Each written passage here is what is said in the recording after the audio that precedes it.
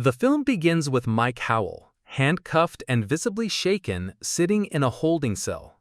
A man enters the room as another watches from behind a mirror. Mike starts to recall fragments from the past few days, disturbing images like a bloodied spoon, a scorched frying pan, and a teddy bear riddled with bullet holes. Flashback to 3 days earlier. Mike is living a quiet life in Lyman, West Virginia with his girlfriend Phoebe. He's a laid-back stoner completely smitten with her. Mike had secretly planned a romantic trip to Hawaii to propose, but they missed their flight because he had a panic attack in the airport bathroom. On the drive back, Mike keeps apologizing, but Phoebe reassures him. She knows his anxiety isn't something he can control. The following day, Mike returns to his monotonous job as a convenience store clerk. With hardly any customers, he passes the time doodling cartoons and rolling joints to keep himself entertained. Meanwhile, at CIA headquarters in Langley, Virginia, Agent Victoria Lasseter sifts through classified files when her former assistant, Petey Douglas, walks in.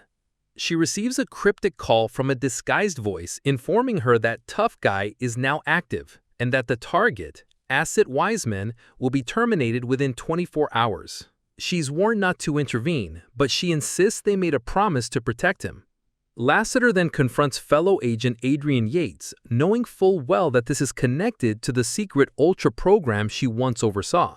Yates, who has since replaced her as head of operations, wants the asset eliminated immediately, especially since he keeps attempting to leave town. Lasseter challenges his decision, but Yates dismisses her concerns and orders her to stay out of it. Elsewhere, Mike and Phoebe are getting high together at their usual hangout spot looking out over a street. They watch as police cars and the tow truck respond to an accident where a car crashed into a tree. In his dazed state, Mike reflects emotionally on how the tree stood still for years, doing nothing until it finally did something: stop the car. Overcome with emotion, he begins to cry, saying he feels like the tree and Phoebe is the car. She gently comforts him, assuring him that's not how it is. The next morning, Mike wakes up early and tells Phoebe he needs to take care of something at the store. In reality, he meets up with his friend Rose to buy fireworks. He plans to use them to create a memorable proposal for Phoebe. That night at work, Lasseter approaches Mike at the convenience store. She buys a cup of soup and a bottle of milk, speaking to him in coded language. Mike, confused and clueless, doesn't understand what she's saying. Frustrated, Victoria leaves. As Mike prepares his soup, he notices 2 suspicious men tampering with the tires of his car. He steps outside and calls out to them. The men approach, pulling out knives. Instinctively, something inside Mike snaps into action. He throws hot soup into one attacker's face, disarms both, stabs one with a spoon, and uses their own gun to kill them both. Terrified and confused, Mike calls Phoebe at work and tells her he just killed 2 men. She laughs at first, thinking it's one of his jokes, but when he insists, she rushes to the scene only to find the 2 bodies. Police soon arrives and places both Mike and Phoebe under arrest. Elsewhere, Yates is alerted to the situation. Realizing Victoria tried to activate Mike using coded trigger words, he becomes furious. He immediately dispatches 2 of his own deadly agents, Crane and Laffer, to track down Mike at the police station and orders a full lockdown of the town. Crane storms in and opens fire, gunning down the officers at the front desk. Meanwhile, Laffer bursts through the back entrance, determined to take out Mike personally. A fight breaks out. Mike and Phoebe manage to overpower Laffer and lock him in holding cell. As gunfire continues to erupt, they make their escape. But before they can get far, Crane calls out to Mike and tosses a grenade his way. Thinking fast, Mike catches it and throws it back, blowing up the station. He then charges at Crane, lands several punches, and ultimately snaps her neck. Mike and Phoebe make their way back to the convenience store, hoping to retrieve Mike's car. But as the tension sets in, Phoebe has another emotional breakdown and the 2 embrace. Just then, a gust of wind blows a plastic bag onto the car, triggering a bomb planted earlier by the attackers. Elsewhere, Yates arrives at a truck filled with dormant sleeper agents, including Laffer, who survived the station explosion. Deciding to escalate the mission, Yates mobilizes Lasseter and several other operatives to hunt down Mike. Meanwhile, Mike and Phoebe take Phoebe's car and head to Rose's place, hoping he can offer them protection. But Rose is immediately suspicious. The news has been spreading false reports that Mike contracted typhoid from Victoria, which is supposedly the reason for the town-wide lockdown. Meanwhile, Victoria arrives at the ruined police station and discovers Crane's lifeless body outside. Disturbed but determined, he contacts her old ally, Petey, and asks for help. Petey secretly sends her a package containing weapons and classified files on both Crane and Lasseter. As she studies the documents, she realizes Yates has been exploiting individuals with mental health issues as operatives in his covert program. When she presses Petey further, he regretfully admits he can't get involved. He's been warned that Victoria is now considered a traitor. Back at Rose's house, a group of sleeper agents quietly surrounds the property and pumps poisonous gas through the air vents. One agent breaks in and murders Rose and his 3 friends, while Mike and Phoebe are still in the next room.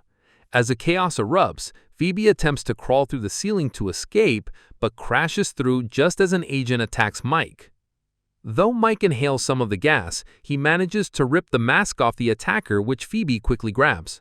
Mike then bludgeons the agent to death with a weight before collapsing from the gas exposure. Phoebe drags Mike outside, kills the agent responsible for releasing the gas, and retrieves an antidote from his body. She quickly injects it into Mike to save him. Mike begins to fade, feeling drowsy and weak. Phoebe desperately pleads with him not to slip away, warning he'll die if he does. As he loses consciousness, Mike sees flashes of his memories with Phoebe. Nothing else. He suddenly vomits and snaps back to life. Confused, he asks Phoebe how she knew what the gas was. That's when she confesses. She's a CIA agent and has been assigned as his handler for the past 5 years. Crushed by the revelation, Mike pulls away from her and retreats to her car. Phoebe runs after him, but just as she reaches the vehicle, it's rammed by Lasseter in a large armored truck. The car tumbles off a bridge. Lasseter captures Phoebe and douses the wrecked car with gasoline. Before he can set it ablaze, Victoria arrives and rescues Mike from the vehicle. Lasseter then ignites the car, causing it to explode, and takes Phoebe back to Yates. Victoria takes Mike to a safe location and explains the truth. Years ago, after repeatedly getting into trouble, Mike volunteered for the CIA's Ultra program. To control him, Victoria erased his memories and implanted severe phobias to keep him from ever leaving town. Back at Mike's house, overwhelmed by everything, he declares he'd rather just get high and die in peace. But there's no peace. 3 more agents arrive and open fire. At the same time, Yates instructs Petey to launch a drone strike on Mike's house. During the ambush, Victoria cleverly kills one of the agents using a teddy bear as a silencer. Mike takes down another and kills the last by ricocheting a bullet off a frying pan. Disgusted with Yates, Petey cancels a drone strike out of spite.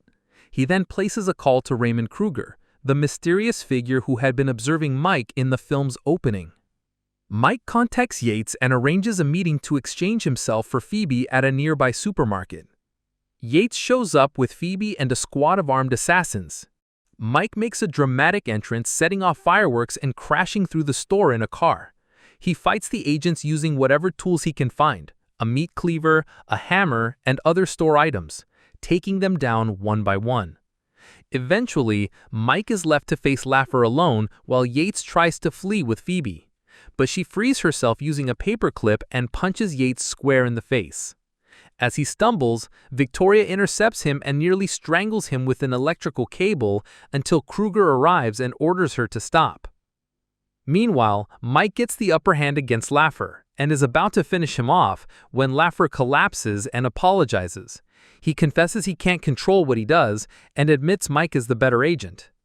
Mike finds Phoebe, and together they step outside to face a full SWAT team and a group of armed operatives. Amidst the chaos, Mike seizes the moment and proposes to her. Phoebe says yes, but their brief happiness is cut short when both are immediately tased and taken into custody.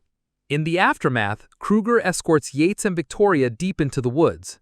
He harshly reprimands them for the chaos and loss of life caused by activating Mike. Without hesitation, Krueger executes Yates. He turns the gun on Victoria as well, but stops when she convinces him that Mike remains an incredibly valuable asset to the agency. 6 months later, Mike and Phoebe appear to be enjoying a romantic getaway in the Philippines. At their hotel, Mike leaves Phoebe at the front desk while she briefly glances into a security camera. Unbeknownst to others, Victoria and Petey are monitoring them from afar. Mike enters an elevator where 2 Mandarin-speaking gangsters are waiting. As planned by Victoria, he is taken to a room where the lead gangster begins threatening and taunting him. Calm and focused, Mike scans his surroundings for anything he can use, and then suddenly springs into action. If you enjoyed this video, don't be shy to hit the like button, and if you disliked it, hit the dislike button twice just to be sure. It would be best if you watched the whole movie. Thank you very much for watching. Please subscribe for more videos like this.